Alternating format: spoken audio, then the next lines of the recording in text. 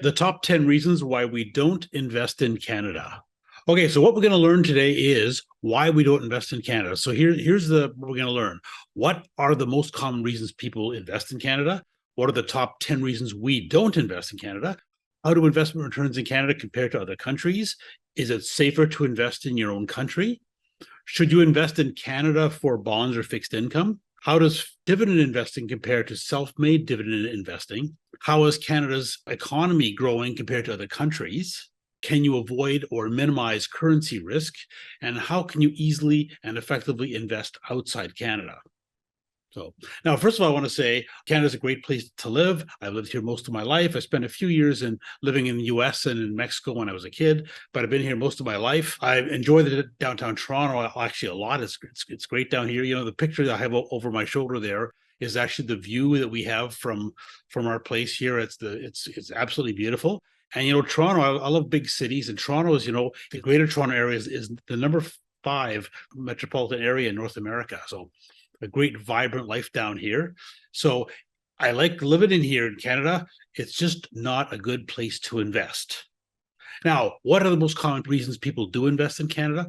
First one is, you know, it's called home country bias, but it's basically a lot of people believe it's safer to invest with companies that you know in your own country, and that makes it safer.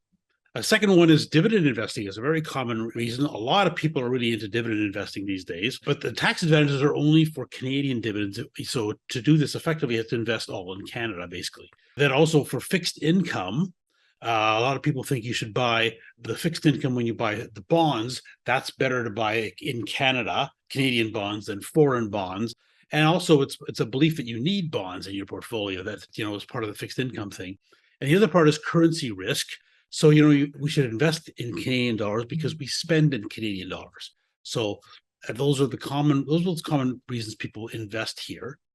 So here, let's talk about why we don't. I'm going to list the reasons, and then I'm going to go through each one of them. First one, we're only 3% of the world's stocks, so we're just very small. Canada is not a diversified or a core portfolio. We're a bunch of small companies here, really. It's lower growth than global or US stocks. The home country bias really limits you. Fixed income is not necessary. Dividend investing is really only has disadvantages. So you don't really even need to do that. And, you know, Canada is not a growth country. I'm going to show you why. Currency risk is not a significant issue long-term, and you can hedge it. And, you know, it's easy to invest globally or US, and which is a much more effective way to invest. All right, so number one, only 3% of Canada's stocks, 3% of the world's stocks are in Canada. So investing only in Canada means you're missing 97% of the growth opportunities in the world. You've shrunk your universe, you know, very small. I always say it's like, honey, I shrunk the universe. So you know, you just all you're looking at is a handful of stocks. So it's more effective to invest globally because you will likely have, if you invest globally and you're just looking all over the world, you'll likely end up with the odd Canadian company, but only when they are the best in the world. So, but you probably still end up with some. So an example, I looked actually through our portfolio from our portfolio manager, what our all-star fund managers are buying a couple of years ago. I noticed we only had one stock, which was Shopify. At the time, Shopify was doing really well. It was one of the top stocks in the world. So yeah, we had it, but we didn't have any other Canadian stocks. So, but you know, so that's why investing globally, you're not excluding Canada. You know, it's Canada is still part of what you have. You could still end up with some Canadian stocks. So here's this one's a little bit dated, but it really makes the point. You know, Canada's only 3% of the world stock market. And if you look at the different sectors, you know, the US, the global is very diversified through these are different sectors that you can invest in. And notice how diversified it is. It's actually, you know, much larger companies. Canada, it's not diversified at all. Most of these sectors, there's hardly anything in it, hardly anything in almost all of them. And it's basically 75% in just 3 sectors there, right? So materials, financial services, and energy, which we call rocks, trees, and banks. And the rest is almost nothing in almost any of them. This leads me to my number 2 point. It's not a diversified portfolio. So there's almost nothing in many of these 14 sectors. But I mean, today we have 8% in technology, 9% in consumer products. It's all kinds of consumer products. And, you know, we have 0.2% in healthcare, and that's actually mainly pot stocks. It's not even like in the US, healthcare is a significant sector. So it's essentially a financial and resource sector fund. It's not a core holding for you. So we call it rocks, trees, and banks, and that's what 75% of the portfolio is. It's really a sector fund. The TSX shouldn't actually be a core holding. So I know there's some people, we don't believe in this, but there's some people that do what they call a core and explore, where they're going to have most of their holdings being core holdings and then the odd one being explore, like some sector fund. Well, the TSX 60 should be the explorer. It's not a core holding. It's just a financial and resource sector fund. So number three is actually pretty small companies. So it's much smaller than US and global. So the average market capital, this is Canadian dollars, TSX 60, we're at 43 billion, world 52, and the S&P 500, 100 billion. And if you take a look at the top 10 companies, you see a much bigger difference. These are in US dollars. Our top 10 biggest companies in Canada, on average, 65 billion US. The emerging markets companies are like almost triple the size of ours, so about 161 billion. And we see world is massively bigger, so like 15 times our size, and same with S&P 500 US. So it's much larger companies when you invest globally. And it's also, so we have lower growth here in Canada of our stock market than globally or US. I have a chart I'll show you in a minute comparing, from 1934 or 50 up until recently. And I'm going to show you what the rates of return were. And so in that period of time in Canada, we've averaged 9.6, the US 11.7% per year. So that actually should be 1950, 1930 instead of 34. And then if you look at the average return from 1975 till now, to get where I have the US MSCI World as well, we've done 9.2, we're US 10.4, MSCI World 9.7. So we're lower return than the rest of the world and the US. And that makes a big difference, that difference in a plan. And actually, just to show you, like from 1950 till now, if you invested all in Canada, $100 would go to 62,000 in Canada, but to 239,000 if you just bought the US index instead of Canadian. So it's a significant difference to be outside of Canada. Yeah, so this is the index chart. It's hard to get the most recent one, but this one's from 2020, just before when it started the main crash. But you can see, Canada's up to this is the US one here. $100 here became 239,000, and Canada became 62,000. So just a huge difference. Number five, home country bias limits you. And this is something that's common in pretty well every country in the world. They believe that you should invest mostly in your country, and it's basically dumb everywhere in the world. Maybe not in the US, but everybody, since they're half the world stock market, but probably anywhere else. We had about 10 years ago, there was a crash in Iceland, a market crash. And I found out that people in Iceland actually had 80% of their money in Iceland stocks. And my first thought was, I can't even name an Iceland stock. What are they doing? So I looked into it. Of course, it's actually a lot like Canada. It's mostly banks, right? And some resource companies. So, but people had most of their money there. So it's obviously dumb, right? Another way to look at it is, maybe the most similar country to Canada is Australia. It's not that different in size, and they're also banks and resource companies, and pretty industrialized. So they're kind of similar. So if you were going to invest 80% in Australia, would that seem like a reasonable thing to do? And it's no smarter to have 80% in Canada than to have 80% in Australia. Also, there's always a belief that companies in your own country are safer, but every company is local somewhere. It's if you buy shares of a company that you shop at, you think it's safer, but really it's not necessarily safer. They're a big company and they do things just like any other company. So that's just kind of a familiarity bias that really is not true in any way. And I'll guess a simple way to say it is, let's say, what was it, 80 or 90% of Canadians live within 100 miles of the US border. So let's say you just moved an hour south and you live just across the US border. In that case, you would think of Canadian stocks as foreign and, foreign stocks. And you'd think, oh, home country, you should mostly just buy in the US. So, if here we have, an hour from us is Buffalo, and people who live in Buffalo wouldn't possibly think of having 80% of their money in Canada. It's Canada's 3% of the world stock market. So that's the portion that you should think of as, 3% is maybe a market index weight. And then you may increase or decrease depending on the specific companies that you have in. So it's much more effectively to think globally. Like if you weren't in any country, you were just looking for the best investments. Where would you invest? And that's the effective way to invest. All right, number 6, fixed income is not necessary. So yes, it probably does make sense if you're going to buy bonds to have mostly Canadian bond. And that's why, so the currency can actually kind of wipe out the foreign bond returns, short term and actually medium term, because the currency just, can fluctuate, by 5% a year, which is what all you get in interest. And it's not that easy to hedge the currency of bonds. It's not that easy, or bond funds, but you can get reliable long-term returns without bonds. There's lots of what we call them bond proxies, other kinds of investments. There's a variety of different types that are quasi fixed income related. All right, so you can do those. I know our own portfolio manager has a really cool one where they're actually selling call options, actually not called put options. So a lot of people sell call options, which is, it creates some income, but really it's got 100% downside loss.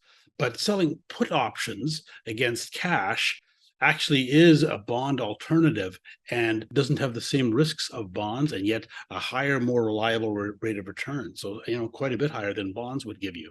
So you don't really need bonds, even if you believe you need fixed income. Now, I've done a video on what I call the death of bonds, and it's time to debunk the idea that asset allocation is the most effective investing. It is not. All right. So now fixed income it means your risk is less short term and medium term, but it's not lower long term. I'm going to show you that in a second. Another thing is that we had what we call the bond bubble, what I call the bond bubble. Which was from 1982 until 2020. So it's like almost 40 years. Interest rates went down almost every year, went from 20% down to 1%, and that's highly favorable for bonds. Okay, so the last 40 years from 1982 to 2020 were not normal at all for bonds, and we shouldn't expect that to be normal. So you should expect that returns going forward are going to be lower than the last 40 years. And I know that seems like a long time, but actually that period of time was really weird. Before that was if you look from 1800 to 1980, it's a more normal time for bonds. So now also, almost nobody can retire a company with a balanced portfolio. I'm going to show you this briefly. I've talked about this in other videos. But, to retire, just to give you an example, to retire on 75% of your income 30 years later, for most people, for a typical plan, a typical situation, if you're investing half in bonds, half in stocks in a balanced portfolio, you need to invest 50% of your before tax income for the next 30 years. It's just impossible. Basically nobody can do that. If you go to an equity portfolio, you only have to invest 20% of your income, and which is actually much more reasonable. Those percentages vary depending on whether you're lower in what bracket you're in and all. But I'm just showing you that basically, because we've actually done the financial plans, you'd see that when you try to do a financial plan with a 5% rate of return, which is maybe reasonable for a balanced portfolio, you just can't make a retirement plan work. But you can with an equity portfolio, and it's much more reliable. So, and the other thing is retirement income after you retire. We're using the 4% rule as a way to illustrate what it can look like reasonably. And, I've done studies on it, which again are on my blog. I'm going to show you this briefly.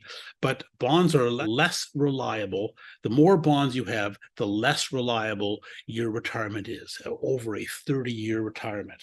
All right, so let me just show you these couple things. This was the death of bonds. I thought it was actually really funny, the death of bonds, inventor of the Ouija board, as if, they have fooled us into thinking for a while that bonds were actually a good investment. So most people think that bonds are less risky than stocks, and that's why you need them in your portfolio. Okay. However, so this is the actual standard deviation is actual measure of risk uncertainty by year. And so bonds are definitely less risky than stocks over 1 year, 2 year, and 5 year. But when you get to 10 year, not much difference. And when you get to 20 and 30-year periods, stocks are actually more reliable than bonds. Lower standard deviation means less variation. So we can more accurately predict where the stock market will be 20 years from now than bonds or even cash and these are all after inflation. And it's because inflation just kills bonds and cash over time. So if you're really truly a long-term investor, then stocks are actually the safest place to be. Not only are the returns much higher, but they're actually more safe, they're more reliable, more predictable. So this is, from 1800 till now, just investing just $1 in the stock market, you'd be up to 1.6 million. This is all after inflation. Okay, and notice how consistent stocks are, but bonds are not. They have the bond collapse, I call it, a 40-year period of time where bonds lost half their value after inflation. And then we had this, bond bubble from 1982 to 2020, where bond returns were, much higher than we should normally expect them to be. And so notice how inconsistent it is, and yet stocks are just much more consistent. So, so again, picture that stocks are not reliable. This is 25-year periods. If you're in for the long term, look how consistent they are. And especially this is kind of the long-term stock market here, the modern stock markets, that became more diversified around 1930.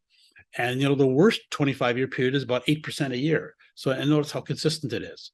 So you don't need bonds to have a reliable long-term return. So short term, you're going to have more fluctuation, but you could learn it. I've talked about that in a few of my videos. You can learn to have a higher risk tolerance. It's a highly useful skill, and possibly from a financial perspective, the single most important skill that you can learn. Now, just to show you an example, so this is an actual financial plan number. So let's say that it's a couple age 35, they make 100,000 each. That's 200,000 a year. They want to retire on 75,000 each. It's 150,000 a year. Okay, so it's basically, let's assume that the house is paid off by then, but they want to, have more travel and entertainment than now. So it's that kind of lifestyle. So they're saving from age 35 to 65, 30 years. 3% inflation. I assume they get the maximum of all the government pensions. So now to be able to do this with a 5% rate of return that you'd get with a balanced portfolio, half bonds, the magic number, they need to get to 6.8 million. So they have to invest 100,000 a year. They make 200,000 a year before tax. There's no way they can invest 100,000 a year. That's absolutely crazy. So now if they can make 8% a year with an equity portfolio, remember the S&P 500, the worst 25-year period was in the modern stock market was 8% a year, right? So let's say they make 8% a year. Then they only need 4.6 billion. They don't need as much because their investments are going to grow more after they retire. To get there, they have to invest 40,000 a year. That's 20% of their income, the 200,000 income. So that's not easy, but that's certainly in the doable range of what they could do. It's maximizing their RSPs and a little bit more is all that they need to do. So that's why you don't need bonds. It's, depending on, I've done a variety of different scenarios. Basically, if you have a balanced portfolio, you have to invest between 35 and 50% of your income, but with an equity portfolio between 13 and 20%, it's much more effective, really, for most people not to have bonds. Learn to have a higher risk tolerance. So, and this is after you retire. So, there's a lot of people talk about sequence of returns risk, and I'm just going to debunk that completely. It's actually not a thing over a 30-year retirement. And especially because people who believe in it think that you need to add bonds in a retirement to make it more reliable, which is just false. So, so if you, over a 30-year, this is going back, I have 150 years of data. Let's say you retire with $1 million, you take 4%, that's 40,000 a year out. You grow it by inflation every year. This is what actually would have happened the last 150 years. And notice that you've only 5 times, only 3% of the time did it fail, and only one of those was because of a market crash. So the other ones were because of inflation, which is actually a much bigger risk than a market crash. So, all right. So notice how reliable that's without managing it at all. It's 97% effective.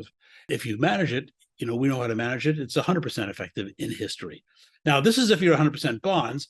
53% failure rate, not 3, but 53, like more than half the time you ran out of the money. And basically, if you retired during the bond bubble since 1980, your bonds did okay. But basically, from 1900 to 1980, if you retired anytime in those 80 years, basically your investment in bonds got wiped out long before in the middle of your retirement. So again, bonds not at all reliable. So this is, let's say you do a mix, 70% bonds, 30% equities, conservative portfolio. It's still a 14% failure rate. It's nothing as good as 100% equities. So this is actually, so comparing it, so this is with, if you're taking 3% out a year versus 4% a year, which is the kind of the standard, and then 5% out a year, you'll notice that the more bonds you have, the lower your success rate. And the highest success rate is always over here. It's 100 to 90, like it's 100 to 70 if you're with 5%, or if you're taking 5%, then it's 90 or 100% of equities. But the most reliable retirement is if you're, 100% equities are very close to it. And the more bonds you put in, the more at risk it is after retire. So again, you don't need bonds. Even if you think you need that, if you had fixed income, you should buy it in bonds, which isn't really true. You don't need the bonds anyway. Number 7, dividend investing only has disadvantages. You know what? There are like literally hundreds of blogs out there that talk about dividend investing. And, it's time to debunk this completely. It's just, I think it's kind of a brain fart. It's somehow people have got themselves way into believing that it's been safer. And there's a reason why returns in the recent past were, again, higher than normal. But, we have a way of creating self-made dividends. I'm going to show you how to do that anyway.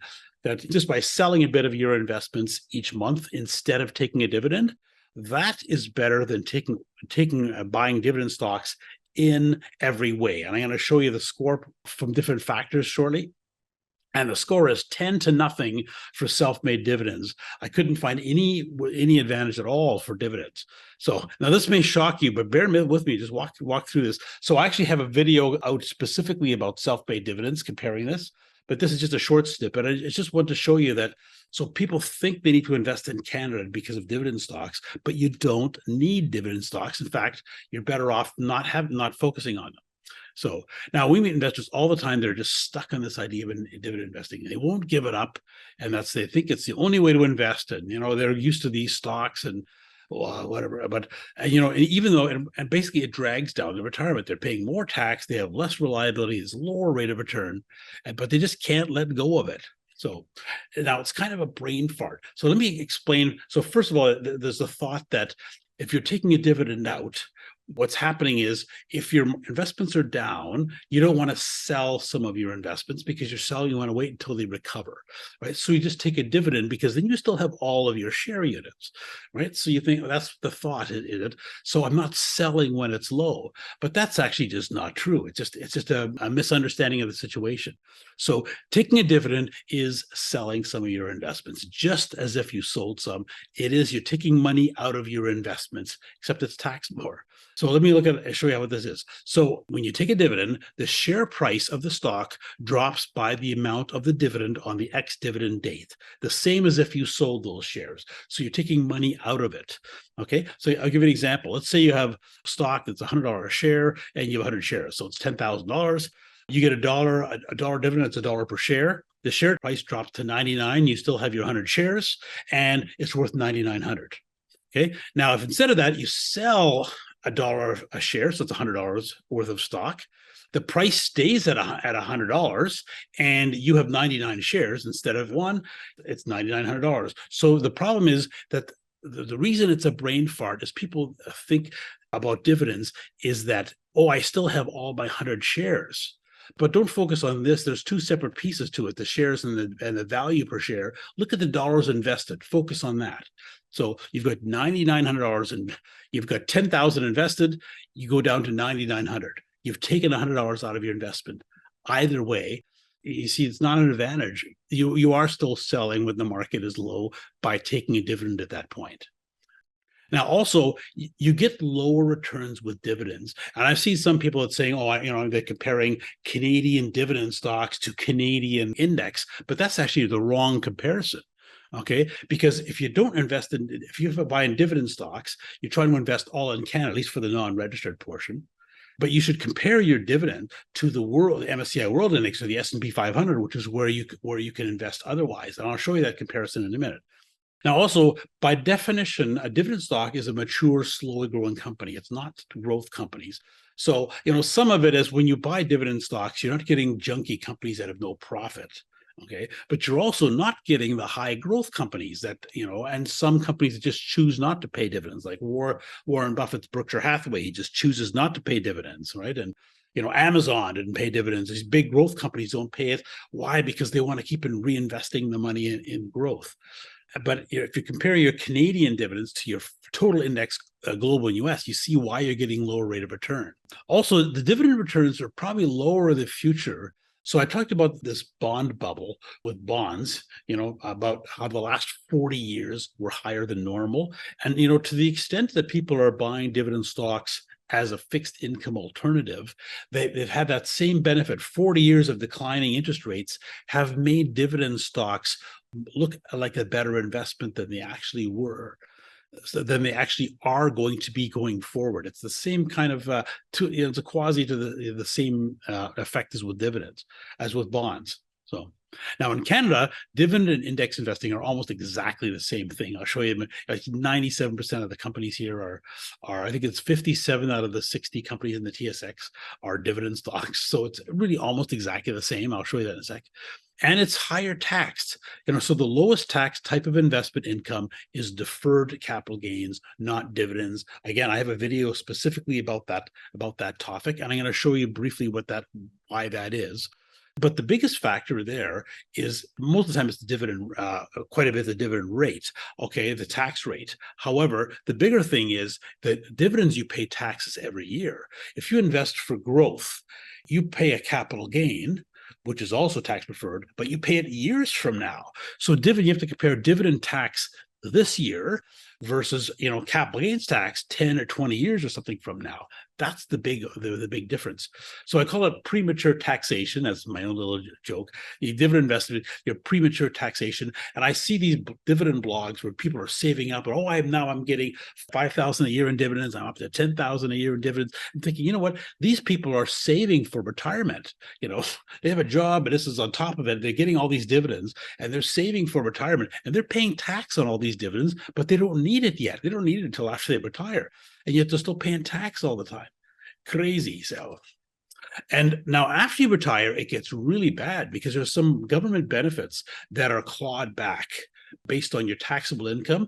And with dividends, they have a 38% gross up. So a 10,000 dividend shows as 13,800 of taxable income. And what it ends up being is, if you're getting dividends, 69% of the dividend is clawed as if you're a low income person. So I've heard people say, if you have no other income than dividends, then you can get 50,000, 60,000 free. It's false if you're over 65. It's also false if you're married. But if you're over 65, what happens is the very first dollar you get, there's a 69% clawback of your guaranteed income supplement, which you'd get if that's all the income that you had.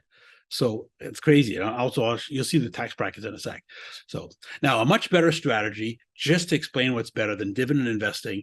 So forget about looking for dividend stocks. Just buy the best global or US stocks, regardless of the dividend.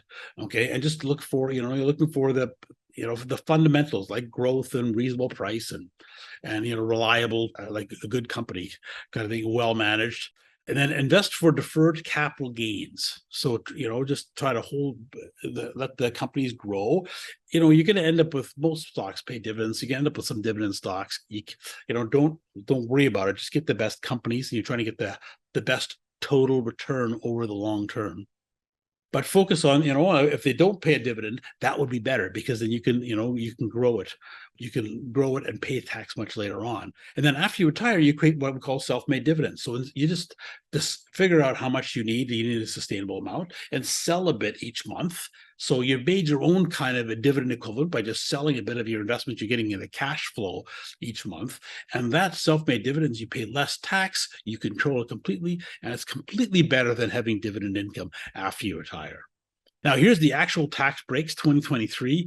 This is global US dividends. If you're getting dividends outside of Canada, if it's in your RSP or TFSA, it's fine. But again, you're limiting yourself. Why would you just only have global dividend stocks when you could just buy any stock? But if you're outside of, if you have non-registered portfolio, it's all taxed just like interest. And these are the Canadian dividends. Now, notice if you're low income under 53,000, Canadian dividends, actually, there's no tax on them at all, which is kind of cool. Now, there are some tax if you're married because your spouse loses part of their, if your spouse is working, they could claim you as a dependent, possibly they lose that. But notice, as soon as you get to a bit higher income, notice that dividends get to fairly high tax. But with self-made dividends, it's low tax all the time. It doesn't matter how much, how little, or how much you make. It's always lower. And now this is after you turn 65. This is the really shocker. Again, so Canadian dividends now, 62% tax on the first 28,000. You got this little window here where they're between 28 and 49,000. Or those dollars are not taxed, and then you get into high tax brackets again, 41 and higher. And yet, self-made dividends, you just sell a bit of your fund all the time. The tax rates are lower than dividends in almost every single case, except for this little tiny section here. And it's no matter how low or how high your income, it's not much tax on them. So it's just a completely much better way to invest. So now in Canada, dividend and index investing are almost exactly the same. So these are the top 10 companies. So this is the TSX Composite Dividend Index. This is the TSX Composite Index. And notice 9 of the companies are the same. The only difference is the index has Shopify and the dividend index doesn't, but they have Brookfield. So other than that, it's almost exactly the same thing as doing it. So when you take the long-term returns of the TSX, the dividend index, you don't have 100-year returns on it, but we've got the TSX back that far, and it's pretty well the same return. So here's our score: self-made dividends, so investing for deferred capital gains, and then when you need money, if you don't need money, you don't take anything, you just let it grow. And if you do need money, you just sell a little bit each month, versus investing for dividends. So self-made dividends, you pay lower tax in almost every case. You have higher returns because you can invest all over the world, in US, not just in Canada. You decide on the exact amount. You can change it anytime you want. It's not like the company you're getting the dividend from can change your dividend. You can get it monthly or whenever you want to have it. You could start and stop and change it anytime if you don't need the money or if you want more. So you don't pay taxes on income that you don't need. With ordinary dividends, even while you're saving up, you're paying tax. You can diversify globally, which you can't with regular dividends on non-registered portfolios. You get low clawbacks of government benefits, which is a big advantage here. And so it's cash flow that you need, not taxable income. So that's, when you retire, it's cash flow you need, not taxable income. Ordinary dividends are taxable income. But self-made dividends are, most of what you're getting is actually your own money back. You invest 100,000, goes to 200,000. You take 4%. Let's say you take $8,000 out. Out of that 8,000, 4,000 was the money you put in.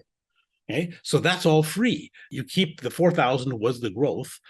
Only half the growth is taxable. So 2,000 is all that shows on your tax return. Even though I took 8,000, you have 8,000 of cash, only 2,000 shows up on your tax return. Meanwhile, if you took an $8,000 dividend, you have to multiply it by 1.38. So it's about $12,000, $13,000 that would show on your tax return. That's the big difference. So now, Canada is not a growth country. We used to basically keep up with the States, but we've just stopped. Like, we seem to be a country that's more interested in other things, and we just don't care about growth anymore. It's just not a thing here. So, but kind of in the last 9-10 years. So now 8%, so only 8% of our TSX is technology companies. US is about 30. And we have our GDP per capita. If you look at the growth, the output, the value of the output that we put here per person, we are now way behind the US. We're 52% behind the US. It's crazy how much that is. And they're growing by 4 to 5% per year faster. So, in another decade, the US will actually have the GDP per capita is going to be more than double ours is unless we change things. So our GDP per capita, the average person in Canada produces, 53,000 worth of benefit to the world. In the US, it's 80,000. So look how much difference that is. Now, we were only 8% behind 9 years ago. But in the last 9 years, we grew 3% total over 9 years. So basically, 3% divided by 9, we had zero growth. The US has grown 45%, like 5% a year. So that's why they're so far ahead. They get this big edge was all in the last 9 years. So now we have a little population growth here. So population growth from immigration is essentially the only growth of our economy, but it creates unaffordable real estate, which likely won't get better. So that's kind of the problem. But so GDP growth is population growth, and it's inflation, and there's productivity, and productivity is not increasing here. Inflation, like the actual output, is actually down to pretty well nothing. However, we have a population growth, and that's really all that we're doing here. So now Canadians can, you can feel this in your standard of living. I'm sure that you can feel this, that it's not as good as it was 10 years ago. And it's, it's not getting like it used to always be. Throughout my life, I could say that you could always see the standard of living for me, and even for Canadians in general, was getting better and better and better. And that has stopped. So, and that's, just an example of why we're not that good of a country to invest in. So we're likely going to fall off the list of the top 10 largest economies soon. And it's funny, a lot of people call us the lazy attic squatter of the US. The US is the big growth engine of the world for the most part. And then we're up in their attic just kind of sitting there doing nothing. It's kind of a weird image, but there's actually a lot of truth to it now. So if you look at, this is our GDP per capita, so how it's grown from 1960. Notice how it was growing steadily.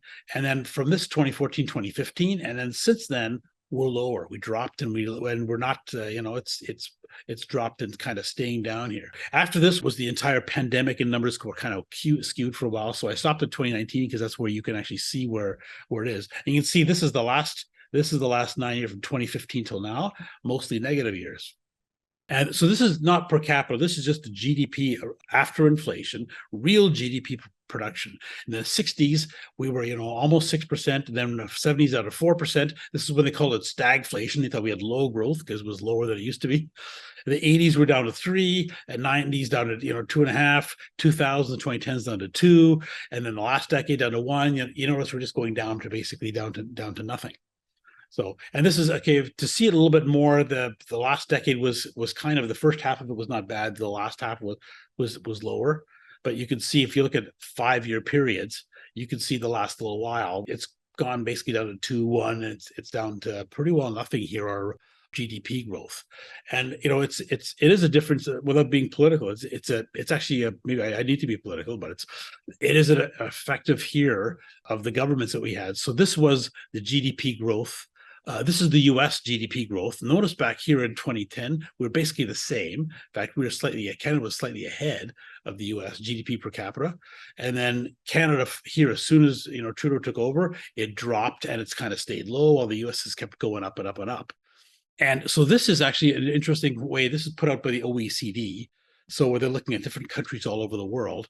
And that's from 2000 up to 2060, it's projections of where it's going. And notice with it, so this is, you can see this difference here. This is Canada. That's US getting wider and farther ahead of us. And even the world is catching up. And, eventually we'll be, in the lower half of the world. Yeah, of course, we're quite a ways away from that yet. And now if you look at, this is per capita, because our population is growing. Okay, but if you take real GDP, not per capita, look how fast the US is growing. We're growing really slowly. So this is where you see how much more outstanding of a growth country is than Canada.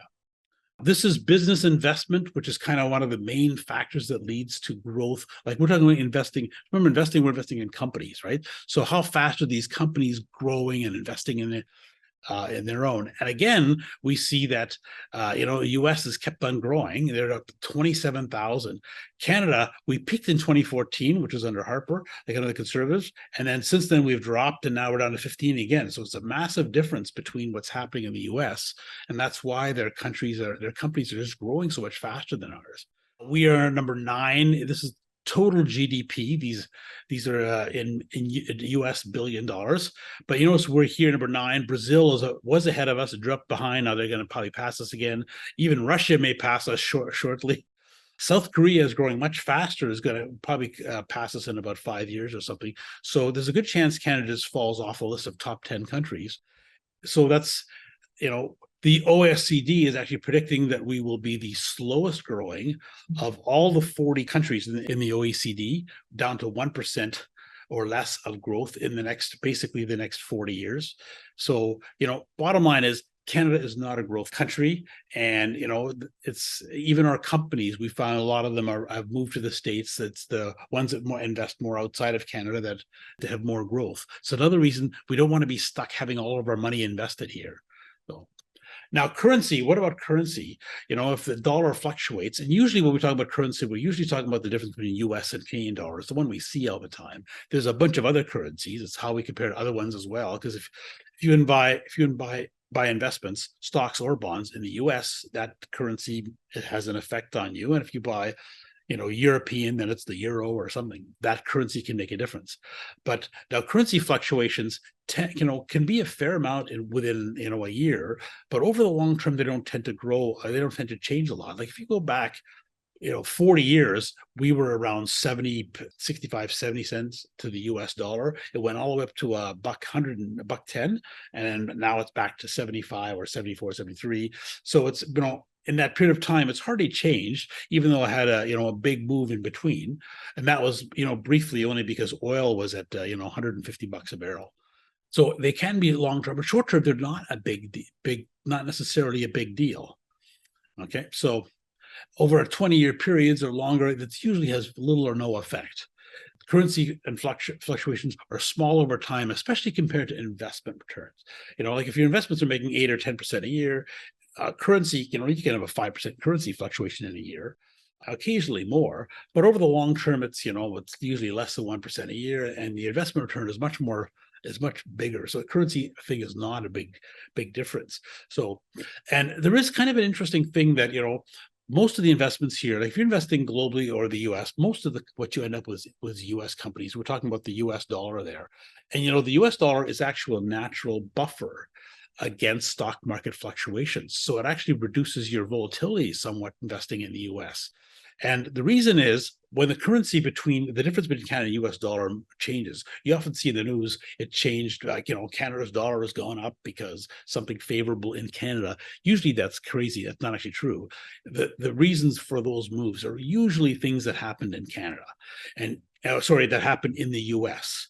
So, and the US dollar tends to rise when markets fall. So when markets fall, there's more uncertainty. The US dollar is considered to be the world's safe currency, and people tend to put more money in the US. So the US currency tends to go up when markets go down. And that's why. So if you're investing in US stocks, what you'll find is if it's a bad market and a market is down, the currency usually helps you somewhat. So it's a kind of a natural buffer, over the, again, shorter term. But so it's not necessarily a big risk that you have to worry about. And the other big thing is you can eliminate this risk. So you can buy a currency hedge or like a future on the US Canadian dollar, or you can get currency neutral mutual fund or ETF. So our portfolio manager actually did that for a while. When the dollar was down to 69 cents US, we bought these currency neutral ones, and the dollar went up to 70, and then they got out of one there and one a bit later on.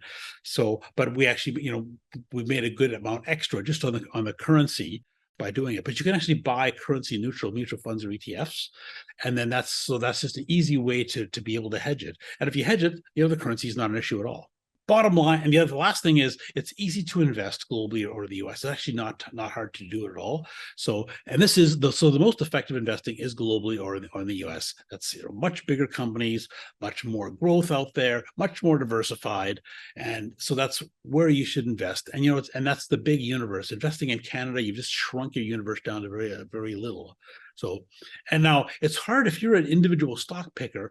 Investing all over the world is going to be hard. Yeah, but if you're investing in the US, it's more reasonable. We can get lots of data on the US companies, at least the big ones down there. It's a little bit more reasonable. But the easy way to invest is you can just invest in mutual funds, or it's our portfolio manager is actually looking for all-star fund managers, which are the world's best fund managers. So they could be, right now they're actually all in mutual funds, but they could be actively managed ETFs. It's wherever you find these star managers. So, but you can buy global equity or US equity mutual funds or ETFs, and it's a very easy to invest globally or US, and just a much more effective thing to do than being dividend investor or buying Canadian equity funds or ETFs or anything. Also, if you're an individual stock picker, you can buy these US multinationals. They're investing, they actually work all over the world. It's actually not true that they actually work like the US, like they move more like the US market than like the world market. And you're only, again, not that many big US multinationals. So it's not nearly as effective as investing in mutual funds or ETFs that invest all over the world, but it's just another way, So I'm just making a point. It's pretty easy to invest globally in the US. So why would you limit yourself to being all in Canada? All right. Those are my points. So these are the top 10 reasons we don't invest in Canada. So most of our clients are, have basically nothing here except if, one of the global investors has the odd Canadian company. So, and it's just much more effective. So what we've talked here, I've shown you what are the most common reasons people invest in Canada. What are the top 10 reasons we don't invest here? How do investment returns in Canada compare to other countries? Is it safer to invest in your own country? Should you invest in Canada for bonds or other fixed income? How does dividend investing compare to self-made dividends? Like, should you invest in dividends to be in Canada? Is Canada's economy growing compared to other countries? How can you avoid or minimize currency risk? And how can you easily and effectively invest outside Canada? All right, thank you for listening. My name is Ed Rempel. My blog is Unconventional Wisdom. It's the #1 blog in Canada for a financial planner. It's edrempel.com, or also unconventionalwisdom.ca. Remember .ca, it's Canadian because it's Canadian. I now also have a blog or a podcast. So the podcast is edrempel.com/listen.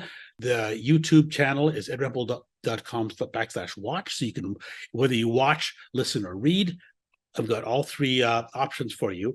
If you're interested in talking to us and getting a real interactive financial plan and figure out your life, just go to edrempel.com/talk and you can ask for a free 30-minute consultation. It's no pressure at all. It's just a discussion to see whether or not, we're a fit to be able to work together. So thanks again for listening, and we'll talk to you next week.